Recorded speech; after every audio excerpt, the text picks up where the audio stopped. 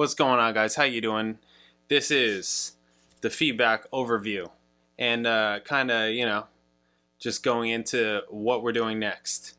First, massive shout out to the video series sponsor. I'm going with this one, the wheat.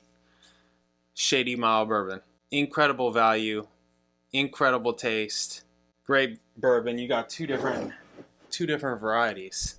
Thank you guys for sponsoring this video series. Super cool, super cool. I definitely know I've got people who'd be super into this to try it out. So check it out. Link is in the description below. Okay, so feedback. Okay, so there's like one song on this album, maybe like 1.5 that I'm not super crazy about, and it was just fine. And that was Shapes of Things. Yeah, it's okay. I'm alright with it.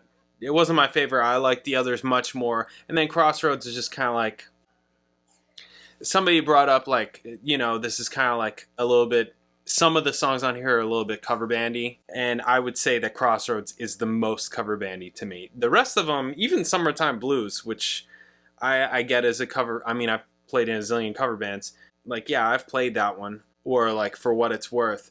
But Crossroads is really like, it's not even like cover bandy. It's like jam session. And yeah, it's, I get it. It's classic. It's classic. I get it.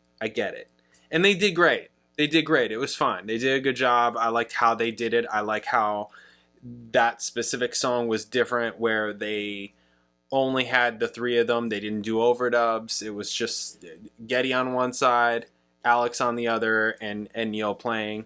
I thought they did a good job with it. But I think the others I just liked more.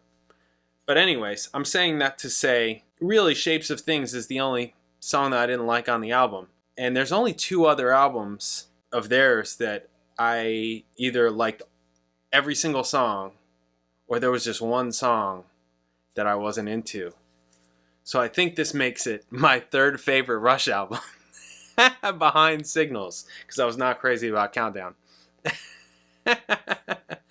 Yeah, so that was the one elaborate, poorly said troll. Anyways, I liked the album. I liked how it sounded. I liked them playing it. It sounded like it was a lot of fun. It sounded like they had fun recording it. Like I feel like I felt that in the recording, which was cool. Like it was just kind of easy for them, which was great. Like effortless. Right? Very cool. I mean, I don't have much else to say in terms of the album that I haven't said already. I think it's a good album. I think it's cool. I think it's interesting. I think it's different. From what I understand, they put this out because they were going to tour and they wanted to have something for the tour or something like that. Is that right? Or like for the R30? I mean, in that kind of way. When I think of it like that, I'm kind of like, it's a little bit cheap. But I still liked it. I still like the album. Like the album itself and the music itself, I liked. I thought it was cool. So anyways, it's still good.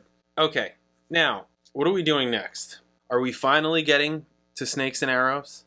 Are we cherry picking R30? No, I think we're going to get to Snakes and Arrows. I think we're going to just go to Snakes and Arrows. I'm going to cherry pick R30, and I'll start it at some point when I get to it.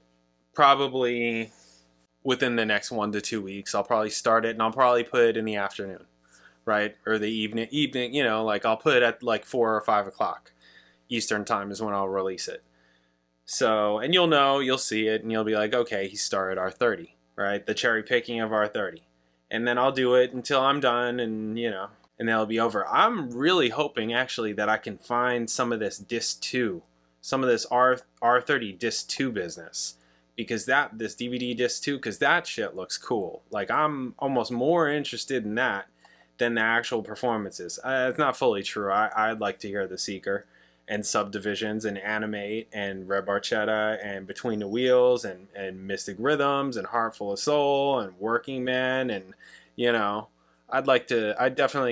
I'm probably going to do the majority of R30. But not all of it. Like, I'm not going to do the overture because I did it already. I'm not going to do Spirit of Radio. I'm not going to do Tom Sawyer. I'm not going to do Limelight. Is that all I'm not going to do? Because I feel like I should do 2112 and Xanadu. I feel like I should. And the drum solo. I feel like I should be doing those. But I'm not gonna do the ones that I said. I'm not gonna do Limelight, I'm not gonna do Spirit Radio, I'm not gonna do Tom Sawyer. I'm just not gonna do it. Unless somebody turns around and is like, yo, you have to do this version because you know that something's different or something happens or whatever. So make sure you tell me. Let me know. Because I'm not planning on doing it. And if I get to recording it before I hear the comment, I'll just do it afterwards. You know, I'll be like, hey, somebody told me this version. So anyways, yeah, I'm really interested in this disc too. I think that is the cool part to me. Like, potentially the cool stuff.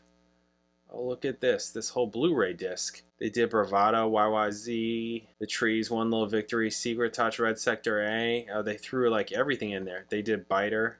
Anyways, I'll throw that in at some point. We're going to get right to Snakes and Arrows. So that's going to start tomorrow. Because I know everybody's been waiting and waiting and waiting and waiting, and some people have been super cool and really into feedback and like all the other horse shit that I've had to do before Snakes and Arrows, but like I know that there's a lot of people that are like, yo, I'm sick of it, just get to it already, all right? I don't care about any of this other stuff. I just want you to do the 2 albums that you need to finish, and then I'm freaking unsubbing, okay? And they're just garbage Rush fans. Let me just say that right now. Just garbage. They're not real Rush fans, okay? Not real Rush fans. Anyways, I'm just kidding. We're going to get to it. I'll do our 30 and throw it, begin it at some point. And I'm telling you right now that after Snakes and Arrows is over, there's documentaries, and I'm doing them. So you're not going to get Clockwork Angels for another 5 years. Because 2007 to 2012, right? Not literally 5 years, but I'm telling you, I don't know how I'm going to do these documentaries, how I'm going to break it up or whatever, because I know I'm not going to just do a marathon. I don't do that. I'm not going to just do an hour long or an hour and a half long video and bang, bang, it's done. I don't do that. I'm going to chop it up. Yeah, I just don't want to do it that way. And that's Game of Snakes and Arrows, the tech documentary, which I think is going to be very interesting and different, and Beyond the Lighted Stage, because that came out in 2010, before Clockwork Angels. So I feel like that would be the place to do it. So that's what I'm going to do. And then we're going to do Clockwork Angels, and then we're going to do Time Stands Still, and then we're going to do Envy of None, and we're going to be done. How you like that? Envy of None, that's what you get last. I'm sure there's going to be other things in the middle of there. I have to do some live things, and you know, it's never really over. I mean, right? It's never really over. You're still here listening to Rush, so it's never really, there's tons of stuff. It's never really over. So, but the important stuff is Snakes and Arrows is next. I'll catch you then. Thank you, thank you, thank you, thank you, thank you, thank you, thank you. I can finally break these guys open. To Shady Mile Bourbon for sponsoring this series. Totally fantastic. I'll catch you in the next video.